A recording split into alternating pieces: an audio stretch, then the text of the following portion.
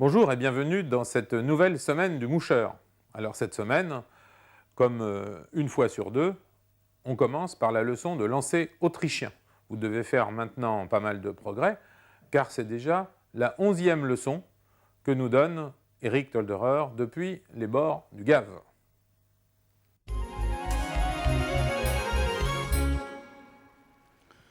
Aujourd'hui, en technique et matériel, nous nous trouvons encore ensemble pour la leçon du lancer autrichien. Nous avons déjà, au fil des mois, progressé. Nous avons assimilé le geste, donc le geste de base, la rotation de l'épaule qui prolonge la canne, le geste symétrique derrière et devant. Et nous avons surtout réussi à donner de l'énergie à notre canne. Ça, c'est primordial pour aller plus loin. Aujourd'hui, je vous parle de la simple traction, c'est-à-dire qu'on va ajouter l'énergie à la soie qui va se traduire par une boucle plus serrée, mieux percer le vent, aller plus loin, plus précis, contourner les obstacles et mieux sécher votre bouche. Donc ça, c'est déjà une pièce de maître, si je peux dire. Donc pour le moment, on a eu toujours votre main gauche à la ceinture, à l'aise, hein, nous on est à l'aise. La main droite qui lance derrière et devant. Petite amplitude soit courte, grande amplitude soit longue. D'accord? Et maintenant, on va ajouter à ce geste un geste de la main gauche qui va, en accélérant vers devant, ajouter une traction sur votre soie finale. Alors, il ne faut surtout pas penser que ce que vous voyez souvent, c'est ça, que ça soit la simple traction. Ça, c'est rien du tout. Ça, c'est zéro. Parce que quand vous lancez vers devant, vous faites le geste contraire, il vous donne 1,50 m de mou à votre soie, donc c'est zéro. Parce que votre puissance, votre concentration doit être devant et pas derrière. Alors, quand vous faites ça, effectivement, vous accélérez votre soie vers arrière. Mais aussitôt que vous lancez vers devant, vous donnez du mou et donc c'est néfaste pour votre pêche. C'est zéro. Hein? La vraie simple traction se fait vers devant. Derrière, devant. Voilà. Alors maintenant, on le fait sans la canne. En face de vous. On démarre devant. La main ici qui tient la soie. On fait 1, 2, 3, 4. Ok? On refait. Maintenant, regardez. La main ici, elle tient le fil. La canne. 1, 2, 3, 4. Voilà. Maintenant, on le fait de l'autre sens. Regardez bien la main gauche. 1, 2, 3, 4. Et là, on lâche. Wow. Et maintenant, on le fait avec la canne. Alors, commençons par cette côté-là. Donc là, je mets quand même un peu de fil dedans. Alors, regardez. 1, 2, 3, 4. Paf, vous avez vu, on arrache le moulinet. On ajoute une vitesse extraordinaire. Encore un coup, on ramasse comme on a vu la dernière fois, hein, à l'arracher le fil. Alors, 1, 2, 3 et 4. Regardez comme ça part. C'était freiné par le caillou. Faisons-le à l'autre côté. Pareil. Alors là, je commence par devant, je change. Alors, 1, 2, 3 et 4. Regardez la main. Paf, vous avez vu la vitesse qu'elle prend la soie? Voilà. Ça, c'est la simple traction. Et ça va vous aider de mieux sécher votre mouche et d'y aller plus loin. Alors, regardons. Maintenant, en face. On commence toujours pareil. 1, 2, 3, 4. Et regardez la main gauche. Et vous avez vu, ça tire sur le moulinet. Voilà. Et à la prochaine, on repart. Donc je vois que vous lancez de mieux en mieux. C'est très bien. Maintenant, il est temps de retrouver la séquence environnement, car dans chaque semaine du moucheur, on parle d'environnement, même si par moments, ça nous met en colère. Aujourd'hui, dans l'environnement du pêcheur, je voudrais vous parler de quelque chose de très grave et un peu fâcheux quand même. Je voudrais vous parler de certains endroits de France et d'Europe et d'ailleurs qui deviennent des cloaques, des rivières de première catégorie. C'est quoi ça? Ben, ça a un nom tout simple. Ça s'appelle l'eutrophisation de nos rivières et de nos cours d'eau. En effet, je ne vais pas faire de la politique ni la polémique sur la politique, vu que ça ne m'intéresse pas car c'est bien connu depuis 2500 ans et ça n'a vraiment pas changé, ni en qualité ni en quantité. Mais je voudrais quand même dire que nous pêcheurs et chasseurs sommes quand même en permanence agressés pour faire notre sport, notre hobby dehors et on est limité de plus en plus. Mais c'est quand même pas nous qui rendent nos rivières de première catégorie dans un état pareil. Alors, quelques mots vous expliquer. L'eau pure est l'eau pure. Elle est oligotrophe. C'est-à-dire que quand vous allez en haute montagne, quand vous voyez un lac de montagne, l'eau est vert émeraude ou bleu turquoise, ou elle n'a presque pas de couleur. Ça dépend de la géologie du sol. Mais l'eau est pure, elle a très peu d'apports nutritifs pour les plantes et donc ensuite pour le phytoplancton, zooplancton et pour les poissons. Et qu'est-ce qu'il arrive si on descend dans des endroits qui sont cultivables, qui se prêtent surtout à des cultures, monocultures de grosse envergure, pour rentabiliser au maximum le sol, on repend dessus un tas de produits. J'en parle même pas de tout ça, qu'est-ce qui détruit nos champignons dans des bosquets qui sont à côté, non plus pour tous les insecticides qui détruisent toutes nos couvées de perdreaux dans des haies. Je parle uniquement ici qu'est-ce qu'on apporte au sol pour que des plantes, donc en l'occurrence souvent le maïs, peut se nourrir pour produire de belles épis de maïs qui sont vendus, on ne sait pas pourquoi. Alors, on parle donc d'une eutrophisation de notre rivière. Il se fait que le paysan met son engrais, l'eau, tout le monde le sait de toute façon, l'eau pleut dessus, l'eau part, on le sait toujours, ça finit toujours dans un ruisseau, ça finit toujours dans une rivière, et du coup la rivière qui a vécu pendant des millions d'années sans cet apport en nourriture quelque part, a du coup le ventre plein. Donc on a un phénomène eutrophisation. Ça veut dire quoi? Ça veut dire que des nitrates, des nitrites, des phosphates, des produits tout simplement qui peuvent être absorbés par des plantes, donc des macrophytes au fond, mais aussi des algues, sont emmagasinés, qui fait qu'il y a carrément des explosions d'algues comme ici devant moi, dans un gave des Pyrénées où il ne doit pas y en avoir. Donc qu'est-ce que ça fait? Mais ça fait que ça couvre des nappes entières comme ici de sol, qui devient stérile, qui n'est pas maintenant pénétrable par les insectes en dehors et en dedans.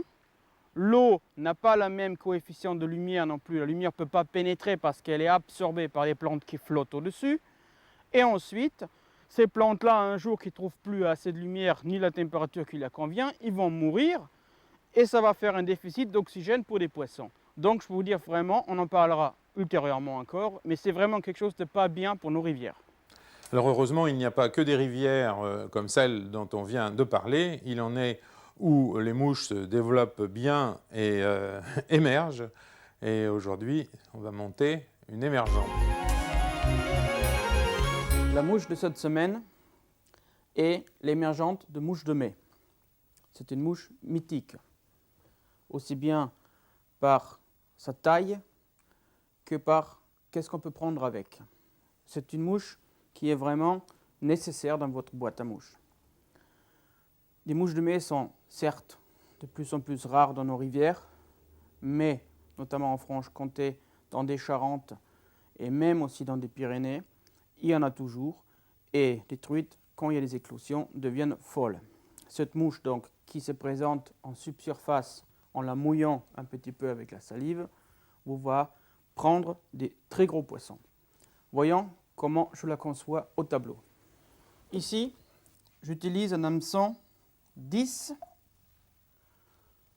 2 fois long, donc déjà pas mal. On a ensuite derrière 3 fibres d'autruche qui imitent jaune, qui imitent un peu la peau qui est en train de partir de la larve. Ensuite, on continue jusqu'à la moitié de l'hameçon, faire un sous-corps en autruche, lequel sera couvert par au-dessus un bout de polypropylène qui fait un genre de carapace au-dessus et qui va être segmenté par un rib doré. Voilà pour l'arrière. Devant, on va mettre une plume de dindon verni qui va refermer la boîte à ailes. On a des pattes qui vont être faites avec 2 plumes de Chicabou. Le thorax en Harris Ear Plus dubbing. Et ensuite, on va rabattre donc la plume devant qui va faire donc la boîte à ailes. Cette mouche donc se présente vraiment très imitatif. Elle est vraiment terriblement prenante dans la Loue, dans le Doubs, dans la Charente, dans le Désoubre et même dans les Nives et dans des Gaves. Voyons maintenant qu'est-ce qu'il nous faut comme matériaux et matériel pour la monter. Il nous faut, comme d'habitude, un étau qui serre bien. Évidemment, une porte-bobine avec des fils noirs. Dans le cas où on casse un enfileur ou passe-fil, un ciseau pour des gros travaux, un ciseau pour des travaux fins, une aiguille à dubbing et du vernis pour consolider le tout. Maintenant, les matériaux. Les hameçons taille 10, 2 fois long. De l'autruche jaune pour les cercles et pour l'abdomen. Le carapace, du polypropylène jaune. Le rib, ici des glitter body dorés. Les pattes, du Chicabou marron. Le thorax, du dubbing Harris Ear Plus. Je prendrai ici du marron foncé. Et enfin, la plume du dindon du Haut-Sac Mountains verni pour la boîte à ailes. Mettons-nous à l'étau et montons la mouche. Commence les enroulements comme d'habitude. Et on commence par fixer les 3 herles de l'autruche égalisés pour faire un genre de cercle, mais plutôt pour imiter la peau nymphale qui pend en arrière. On garde les autres fibres, enfin le devant des fibres, pour ensuite faire l'abdomen. Ensuite, on met une mèche de polypropylène de couleur un peu plus sombre que des herles, lequel entre-temps on replie en arrière pour ne pas le fixer, et on fait le sous-corps à la longueur d'hameçon avec le polypropylène. On revient en arrière et on fixe la dernière chose, le glitter body doré, qui va tenir l'imitation du carapace, donc c'est polypropylène au-dessus. Là on va devant et on attend.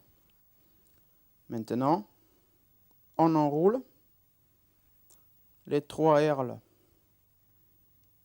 jaunes pour former encore le corps de la nymphe, donc très volumineux, comme toujours avec l'autruche qui a un matériel naturel, très bien et pas cher. Voilà. 2, 3, c'est fini, c'est fait. Maintenant, on replie le polypropylène au-dessus un peu à la manière comme on fait des gamarres. On coupe. Hop. Tout ça est cerclé par le glitter body pour donner vraiment une impression de vie à cette mouche. 2, 3 comme d'habitude. Ensuite, le hawk turkey. Prenons petit segment de plume, hop, que nous fixons en arrière, comme toujours, avec des nymphes. Hop. Le thorax. Donc ici, du Harris Ear Plus. Donc c'est le poil du lièvre mélangé avec du antron qui va faire ici un thorax volumineux et en même temps plus sombre que l'abdomen. Enfin, on met des pattes avec du chicabou. Donc c'est en fait rien d'autre qu'un saddle de poule qui a l'avantage d'être des plumes très très mobiles et très souples. Donc on nettoie la plume et ensuite on coupe en V dedans, hop, qui fait que la plume en fait elle se présente comme ça. Et donc on va mettre cette plume au-dessus, on va la fixer juste devant la tête et ça va nous faire des pattes. Hop. Donc là, on plie maintenant sur l'ongle la boîte à ailes vers devant. On fixe la plume de dindon. Hop. On forme la tête. Et c'est en les 3 clés. Ou 4 ou 5 pour les inquiets. Voilà, la mouche est terminée. Une goutte de vernis sur la tête et un peu sur la plume de carapace. Et cette mouche extrêmement prenante est faite.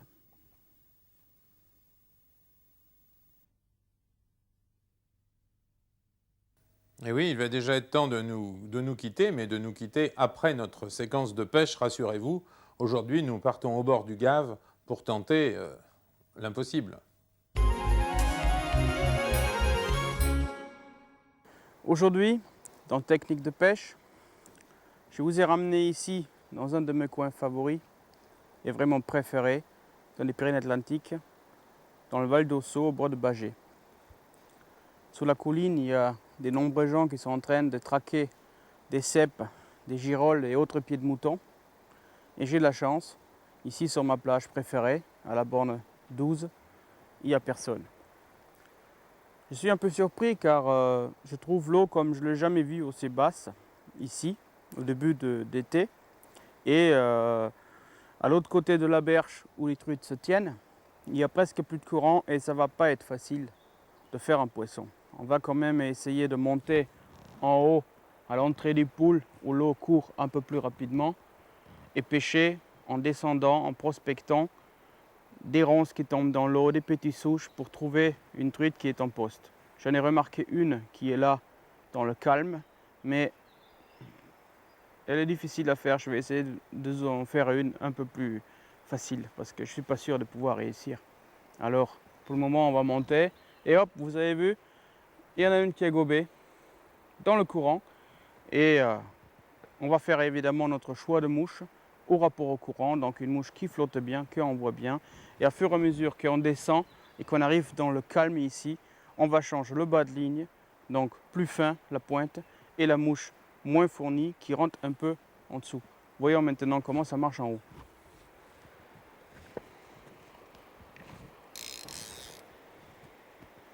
Je prépare mon bas de ligne. Tous les gens qui ont pêché avec moi savent très bien que il est très rare que je pêche fin. Mon standard c'est 15.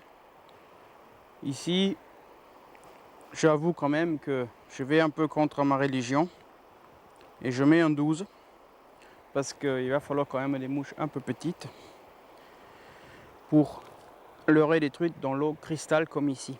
Alors j'ai un 12 que j'ai ajouté à mon bas de ligne tissé et à une pointe en haut de 18 par 16 et en 12. Ensuite, qu'est-ce qui concerne la mouche, ici dans des courants, je pense que je vais mettre, d'ailleurs on le voit très bien, il y a des sedges qui sont en train de pondre, je vais mettre un petit sedge. Donc en fait, une mouche que j'appelle Austria spéciale, qui imite un sedge qui danse sur l'eau, qui pond, qui est une mouche qui vient de mon pays, comme vous l'avez bien compris. Alors, cette mouche en 16 va peut-être faire mouche. 6 tours dans la boucle, dans la boucle, mouiller, toujours mouiller le fil pour qu'elle ne chauffe pas, et on coupe l'excédent.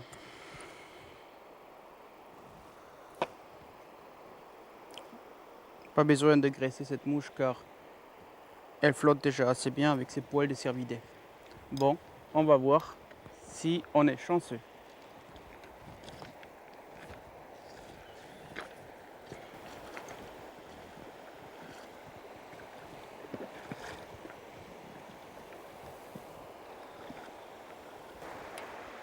Alors ici, aux têtes de poule, l'endroit qui pêche des gens comme moi, qui pêchent pas très bien, on essaye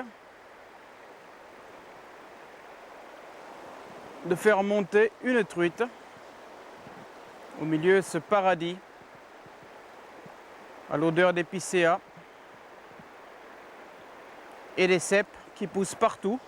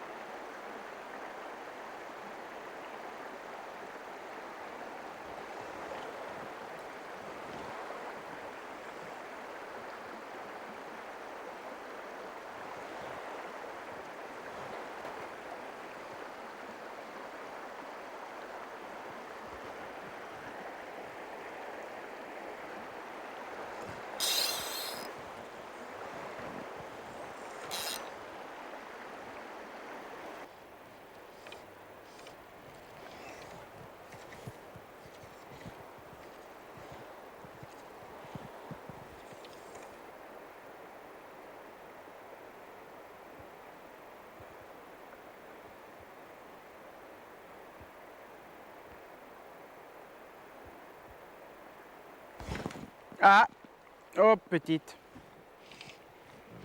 petite, belle mais petite, très petite. Eh oui, petite trutelle. Eh oui.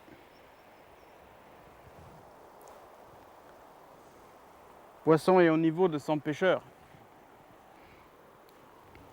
On va essayer de la relâcher gentiment. Une belle petite faréo. Pas un tocan.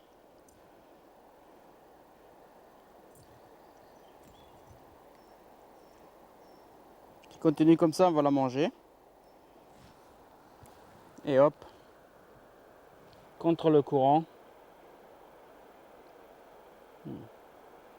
Ça va, oui. Allez. Hop. Eh oui. Petite.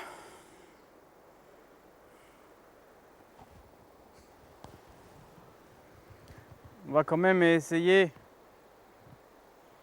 prendre un peu plus grand. Ce qui n'est pas sûr, mais on ne sait jamais.